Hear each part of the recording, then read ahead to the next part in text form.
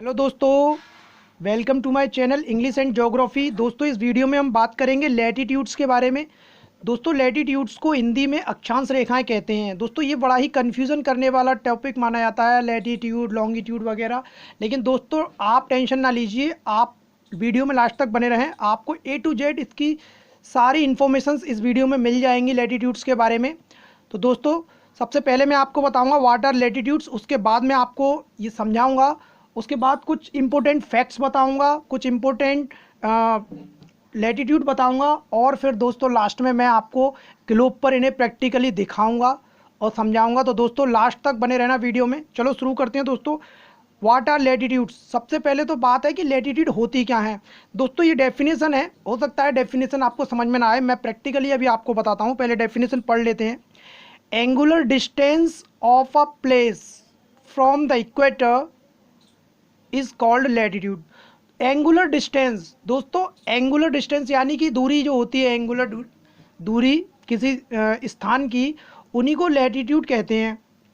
अब दोस्तों ऐसे बात समझ में नहीं आएगी। आप देखिए, मैं आपको पहले इसको प्रैक्टिकली समझा देता हूँ। सपोज कीजिए ये हमारा ग्लोब है, ग्लोब समझ लीजिए इसको, या पृथ्वी समझ लीजिए, क्योंकि ग्लोब जो होता है वो पृथ्वी का ही मॉडल होता है। तो दोस्तों एक्चुअली आपने कुछ रेखाएं देखी होंगी, कभी भी आपने कोई ग्लोब या मैप देखा होगा तो उस पर कुछ रेखाएं होती हैं इस तरीके से, कुछ पड़ी हुई रेखाएं और कुछ खड़ी हुई। तो खड़ी हुई जो होती हैं उनको लॉन्गिट्यूड्स बोलते हैं। उनके बारे में अभी हम यहाँ बात नहीं करेंगे, लॉन्गिट्यूड की वीडियो अलग बनेगी इसके बाद। लैटिट्यूड, जो पड़ी हुई रेखाएं होती हैं उन वाली रेखाओं की बात करते हैं। तो दोस्तों वो जो रेखाएं होती हैं, सबसे पहले तो मैं आपको बता दूं कि ये जो लाइन होती हैं रियल में पृथ्वी पर नहीं होती। बहुत सारे लोग ऐसा सोचते होंगे कि ये पृथ्वी पर होती हैं, लेकिन नहीं, ये सब जो रेखाएं होती हैं ये इमेजिनरी होती हैं, हाइपोथेटिकल, यानी कि काल्पनिक। ऐसी रेखा रियल में पृथ्वी पर नहीं है। हो सकता है कि मैं यहाँ बैठा हूँ, यहाँ से भी कोई रेखा जा रही हो, या जहाँ आप बैठे हुए हैं, जहाँ वीडियो देख रहे हैं आप, वहाँ से भी कोई रेखा होकर गुजर रही हो, लेकिन वो दिखाई नहीं देगी। ये काल्पनिक रेखाएं हैं जो अध्ययन के लिए, अध्ययन की सुविधा के लिए मान ली गई हैं। चलो दोस्तों बात करते हैं। सबसे पहले बात करते हैं, देखिए दोस्तों ये हमारा ग्लोब है, इसके बीच में से एक रेखा जाती है, ये वाली, ये रेखा। ये रेखा ऐसा नहीं है दोस्तों कि ये ख़त्म हो गई, ये पूरा एंगुलर टाइप है पीछे पृथ्वी पर, इस तरीके से गोलाकार, ये सर्कल्स होते हैं। और दोस्तों ये जो लैटिट्यूड है इसका एड्रेस होता है 0 डिग्री। ये दोस्तों डिग्रियों में चलती हैं, इनका एड्रेस डिग्री से शो किया जाता है, 0 डिग्री, 1 डिग्री, 2 डिग्री, इस तरीके से। और दोस्तों इसका नाम है इक्वेटर। इक्वेटर। अब दोस्तों इंग्लिश में तो इसे इक्वेटर बोलते हैं, लेकिन हिंदी में बोलते हैं इसे भूमध्य रेखा। अब दोस्तों एक एक, मेरे मकसद तो मैं पता है वीडियो का बारीकियाँ। तो दोस्तों भूमध्य रेखा, भूमध्य रेखा, भूमध्य। अब देखिए दोस्तों, भूमध्य नाम का मतलब भी समझ लीजिए हाथ के हाथ। भूमध्य, भू मतलब भूमि और मध्य मतलब बीच में। ये क्या है, पूरी पृथ्वी हमारी एक भूमि है, और इसके मध्य में, यानी भूमि के मध्य में जो रेखा खींची गई है उसे भूमध्य रेखा कहते हैं। तो दोस्तों इंग्लिश में से इक्वेटर बोलते हैं, हिंदी में भूमध्य रेखा। इसका एक और नाम होता है हिंदी में विषुवत रेखा। तो दोस्तों ये 0 डिग्री पर यहाँ से मान ली गई है। अब दोस्तों होता क्या है कि ये रेखा, ये जो इक्वेटर है, ये हमारे ग्लोब को या पृथ्वी को 2 पार्ट्स में डिवाइड कर देती है। देखिए ये जो ऊपर वाला पार्ट है इसको बोलते हैं दोस्तों नॉर्थर्न हेमिस्फीयर, यानी कि दक्षिणी गोलार्ध। और दोस्तों ये वाला जो है ये होता है साउथर्न हेमिस्फीयर। दोस्तों 2 पार्ट में डिवाइड कर दिया, northern hemisphere and southern hemisphere. The upper part is called northern hemisphere and lower part is called southern hemisphere. तो दोस्तों इस तरीके से ये 2 पार्ट में हमारे ग्लोब को डिवाइड कर देती है इक्वेटर। अब दोस्तों कुछ और बात करते हैं आगे। अब होता क्या है कि 90 जो लैटिट्यूड्स हैं वो तो नॉर्थर्न हेमिस्फीयर में हैं, और 90 लैटिट्यूड साउथर्न हेमिस्फीयर में हैं। देखिए आप 0 से आगे बढ़ेंगे, इधर एक और लैटिट्यूड बनाएंगे, ये हो गई। अब इसका एड्रेस क्या होगा, 1 डिग्री नॉर्थ लैटिट्यूड। नॉर्थ, इनको दोस्तों नॉर्थ में काउंट करेंगे, इनको साउथ में, क्योंकि ये साउथ वाली हैं। तो इसको कैसे बोलेंगे, 1 डिग्री नॉर्थ लैटिट्यूड। अब देखो इसके एक और, उसके बाद 2 डिग्री नॉर्थ लैटिट्यूड। दोस्तों इस तरीके से ये 90 तक होती हैं, 90 डिग्री नॉर्थ लैटिट्यूड। 1 से लेकर के 90 तक। सेम इसी तरह से दोस्तों ये साउथ में होती हैं, 0 के बाद 1 degree south latitude, 2 degree south latitude. तो दोस्तों इस तरीके से ये भी 90 डिग्री तक होती हैं, 90 डिग्री साउथ लैटिट्यूड। तो दोस्तों टोटल ये कितनी हो गई, 90 तो हो गई ये नॉर्थ में, और 90 हो गई ये साउथ में, और एक हो गई ये 0 डिग्री, ये दोनों की तरफ से कॉमन है। तो ये दोस्तों टोटल हो गई 181। तो टोटल लैटिट्यूड दोस्तों 181 होती हैं, लेकिन किताबों में 180 लिखी होती हैं, और ये जो 0 डिग्री है इसको नहीं लिखते हैं वो लोग, लेकिन मैंने आपको पूरी बता दी है, ये 181 होती हैं। एक ये भी जोड़ दिया उसमें मैंने इक्वेटर। ओके दोस्तों, अब बात करते हैं कुछ इम्पोर्टेंट लैटिट्यूड्स की।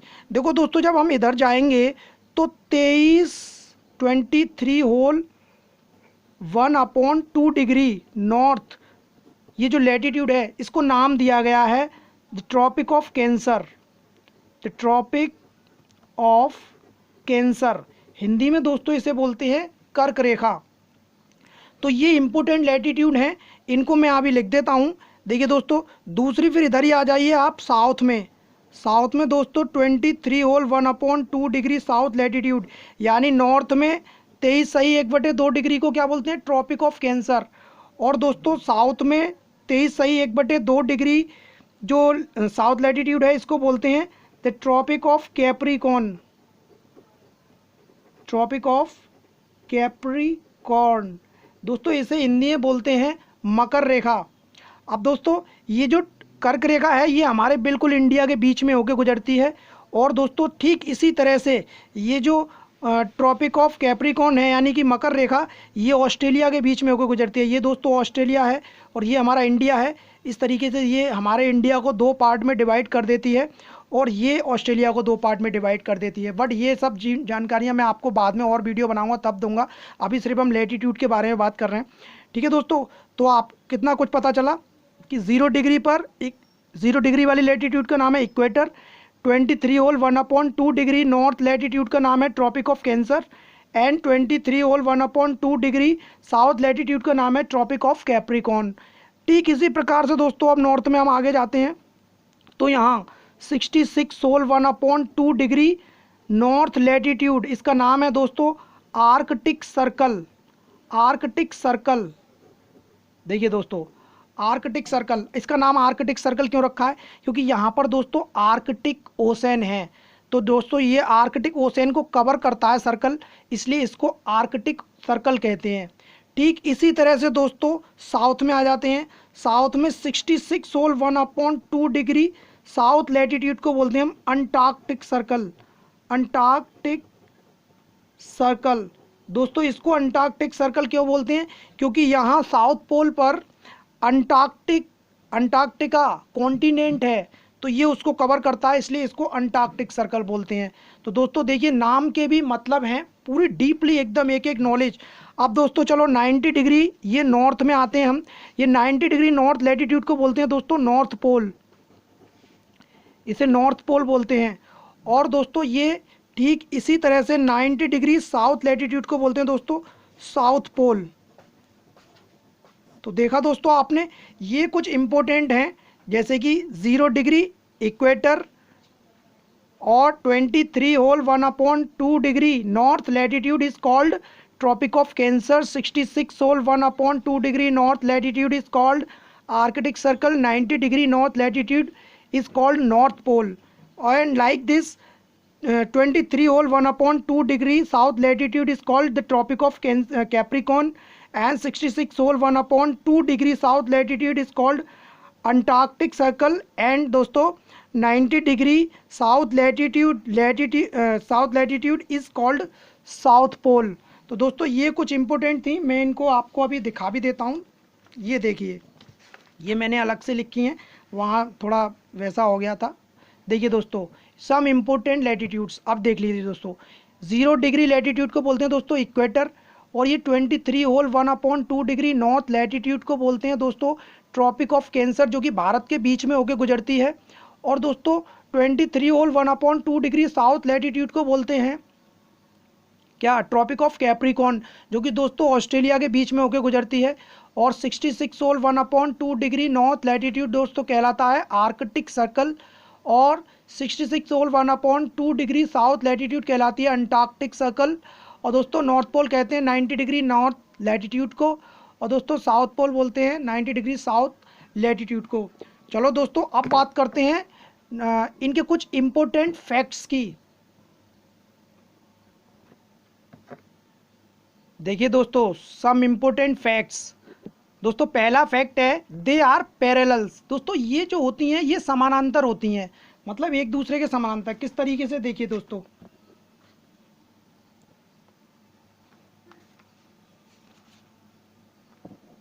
ये देखिए दोस्तों, इनके जो बीच का डिस्टेंस होता है वो एकदम बराबर होता है दोस्तों, ये एक दूसरे के पैरेलल होती हैं। पहला फैक्ट दोस्तों। दूसरा क्या है, दे आर सर्कल्स, ये दोस्तों सर्कल होती हैं, मतलब ये जो हैं ये पीछे, ये देखिए ये इस तरीके से हैं, ये पीछे पृथ्वी पर ऐसे होती हैं, ये ऐसा नहीं है कि यहीं पे ख़त्म हो गई, ये पीछे भी हैं, ये सर्कल हैं पूरे, इस तरीके से सर्कल हैं। अभी मैं आपको ग्लोब पर दिखाऊंगा प्रैक्टिकल करके, अभी तो मैं आपको ऐसे ही दिखा रहा हूँ, अभी ग्लोब पर मैं आपको दिखाऊंगा। ये दोस्तों ग्लोब नहीं है, ये एटलस है। एटलस तो आप जानते होंगे, नक्शों की किताब को एटलस बोलते हैं। चलो दोस्तों तीसरा पॉइंट है they don't cross each other anywhere. दोस्तों ये किसी को भी कहीं पर काटती नहीं है, देखिए ये एक दूसरे को क्रॉस नहीं करती। जैसे ये लॉन्गिट्यूड जो होती है ये क्रॉस कर, ये कट जाती हैं यहाँ पर आकर मिल जाती हैं, पर इनके बारे में बाद में। ये कहीं भी एक दूसरे को काटती नहीं है, ये अपना अपना सेपरेट सर्कल बनाती हैं।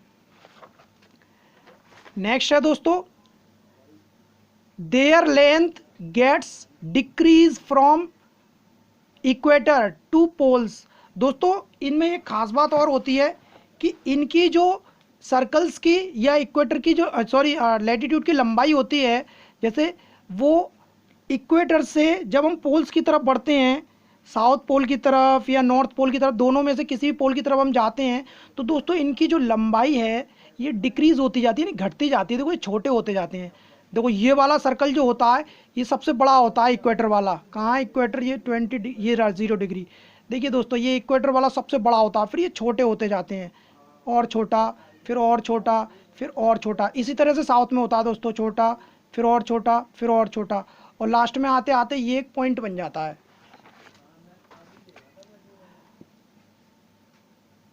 Equator is the biggest and poles are the smallest latitude. दोस्तों ध्यान रखना सबसे बड़ी लैटिट्यूड इक्वेटर होती है, क्योंकि पृथ्वी जो होती है वो हमारी अंडाकार होती है इस तरीके से, मतलब इस तरीके से बीच में से मोटी है और ऊपर से चपटी है, फ्लैट है।